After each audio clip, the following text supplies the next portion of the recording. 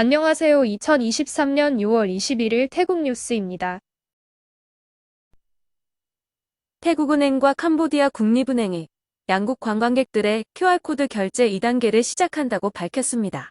2020년부터 시작된 1단계는 캄보디아 관광객들이 모바일 뱅킹 어플을 이용해 태국에서 상품이나 서비스를 구입 후 QR코드로 결제가 가능했었습니다.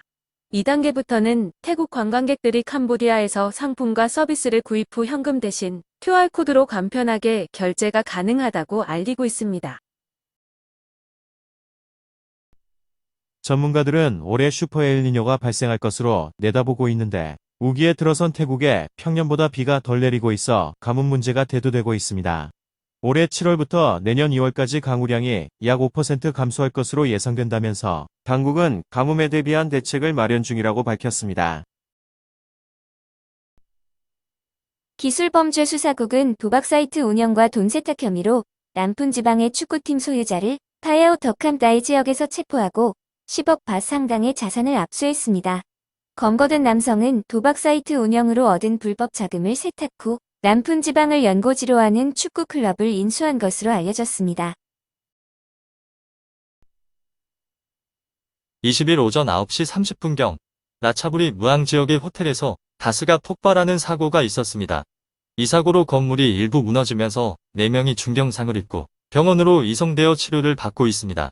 경찰은 45kg들이 대형 가스통이 폭발한 것으로 보고 원인 조사를 벌이고 있습니다. 라차부리 반봉 지역의 기차역에서는 화물 열차끼리 추돌하는 사고가 있었습니다. 역에서 화물을 하역하기 위해 정차한 화물열차를 다른 화물열차가 들이받았는데 8대 객차가 탈선하고 3명이 부상을 입고 병원으로 이송되었습니다.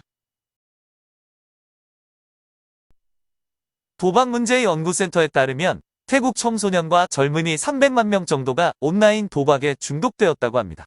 센터가 올해 초 조사한 바에 따르면 15세부터 25세 사이 약 300만 명이 온라인 도박을 했던 경험이 있으며 이 중 절반이 오프라인 도박도 경험했다는 것입니다. 태국 중앙은행은 주로 동북부 지역에서 위조 지폐가 자주 발견되고 있다며 주의해 줄 것을 당부하고 있습니다. 위조 지폐가 발견된 지방은 우돈타니와 깔라신, 러이엣과 마하사라캄, 렁부 아람푸와 나콘 나차시마, 차이아품과 묵다한, 페차분과 콘깬 지역에서 많이 발견되고 있다고 합니다.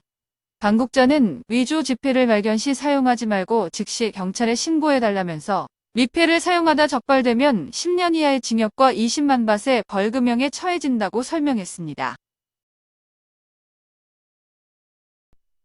새 정부가 들어설 예정인 가운데 프라윕 총리의 집무실이 있는 방콕 두짓 정부청사의 사무실에서는 프라윕 총리의 짐들이 일부 반출되고 있다고 합니다. 관계자에 따르면 7월 13일경 총리 선출을 위한 투표가 실시되고 7월 21일쯤 새 내각이 꾸려질 것이라고 합니다.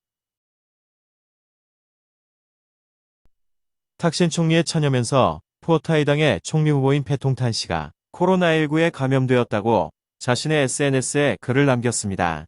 패통탄 씨는 예정된 일정을 모두 취소했다고도 덧붙였습니다.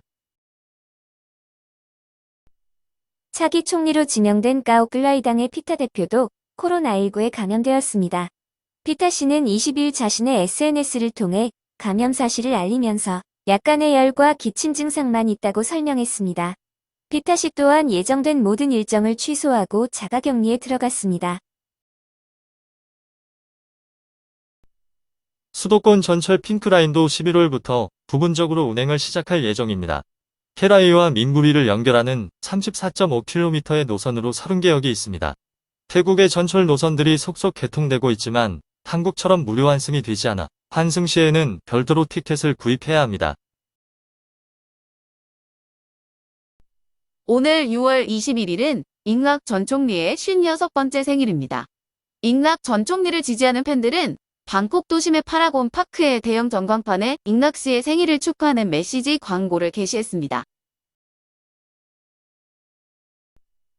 하원 선거 직후 까오클라이당의 당선자가 음주운전을 했다가 경찰에 적발되는 일이 있었습니다. 당시 당선자는 사과와 함께 의원직에서 사퇴하겠다고 밝혔지만 선관위가 발표한 당선자 명단에는 당선자의 이름이 올라 있었습니다. 이에 대해 관계자는 당선인 신분으로는 의원직을 사퇴할 수 없었다면서 의원직에 올라야지만 사퇴할 수 있었다고 해명했습니다. 관세국과 경찰은 촌부리 램차 방안구에서 해외로부터 밀수된 마늘 27톤, 약 200만 밭 상당을 적발해 압수했다고 밝혔습니다. 스카이트랙이 발표한 올해 최고의 항공사로 싱가포르 항공이 5년 연속 선정되었습니다. 2위는 카타르, 3위는 전일본 공수, 4위는 에미레이트, 5위는 일본 항공이었으며 방콕 항공은 29위, 타이 항공은 40위에 올랐습니다. 촌부리 경찰청 책임자와 경찰관 9명이 도박 사이트 운영자로부터 1억 4천만 밭의 거액을 뜯어낸 사실이 알려지면서 태국 경찰청이 조사에 나섰습니다. 도박 사이트 운영자는 체포 직후 경찰관들이 돈을 주면 풀어주겠다고 해서 돈을 주고 풀려난 후 해외로 출국했는데 이후 온라인에 이 사실을 폭로했다고 합니다. 태국 경찰의 부정부패는 어제 오늘만의 문제가 아니며 살인과 납치, 마약 밀매나 총격, 뇌물수수 등과 관련한 문제가 계속되고 있습니다.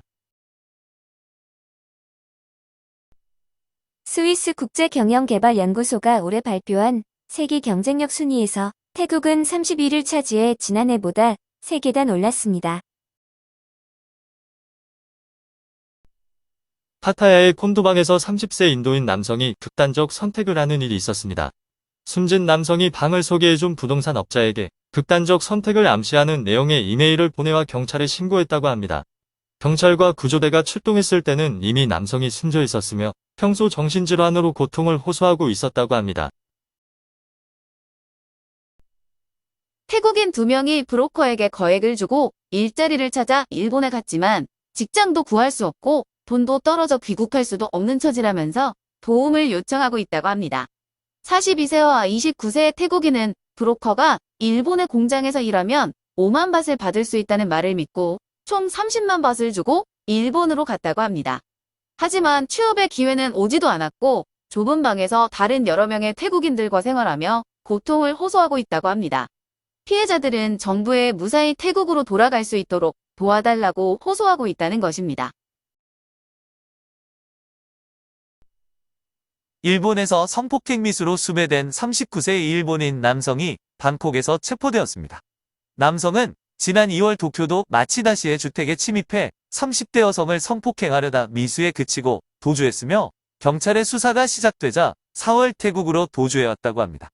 체포 당시 남성은 기한을 넘긴 불법 체류 상태였으며 수완 납품 공항을 통해 일본으로 추방되었습니다. 태국 SNS에는 깬크라짠 국립공원 내 야영지에서 야영을 하던 남성의 사연이 게시되었습니다. 해가 지자 남성은 저녁을 먹으려고 준비하던 중 갑자기 야생곰이 나타나 깜짝 놀랐다고 합니다. 곰은 식탁에 마련된 음식을 먹고 수십 분 만에 사라졌다고 합니다. 태국의 야영장에는 곰 외에도 코끼리가 자주 출몰하므로 야영시 주의가 필요합니다. 수판부리 이민국은 90일 거주지 신고를 하지 않은 40세 미얀마인 남성에게 4,000밭의 벌금을 부과했습니다. 또 미얀마인 남성이 머물고 있는 주택의 소유주에게는 외국인 숙박 신고를 하지 않았다며 1,600밭의 벌금을 부과했습니다. 넝부아람푸 경찰은 지역 내에서 단속으로 압수한 376정의 총기를 파쇄하는 행사를 열었습니다. 파쇄된 총기는 대부분 사냥용으로 제작된 사제 총기였습니다. 빠툼타니 경찰은 람누카 지역의 도로에서 대량의 마약을 싣고 가던 화물 트럭을 적발했습니다. 운전자는 차량을 버리고 도주했는데 트럭 화물칸에는 야바 1,080만 정이 들어있는 많은 자루들이 발견되었다고 합니다. 사이버 범죄수사국은 사기 혐의로 수배된 27세 여성을 론타부리 방부아통 지역의 주택에서 체포했습니다. 검거된 여성은 비행기 티켓을 저렴하게 판매한다고 SNS를 통해 광고한 후 피해자들로부터 188만 밭의 돈을 받아 가로챘다고 합니다. 여성은 돈을 송금받은 후 가짜 비행기 예약증을 이메일로 보내줬다는 것입니다. 중앙교통경찰은 방콕 민부리 롬끌라오도로에서 승용차 2대를 검문하고 5명을 체포했습니다. 차량 안에는 30에서 40대 남성이 타고 있었는데 이들은 권총과 샷건 등으로 무장하고 있었다는 것입니다. 중앙수사국은 아동성 착취물 영상을 유포한 혐의로 42세 남성을 깐짜나무리 무앙지역의 주택에서 체포했습니다. 남성은 15세 이하의 소녀를 성폭행한 혐의도 받고 있는데 이 장면을 휴대전화로 촬영해 SNS를 통해 돈을 받고 판매하고 있었다는 것입니다.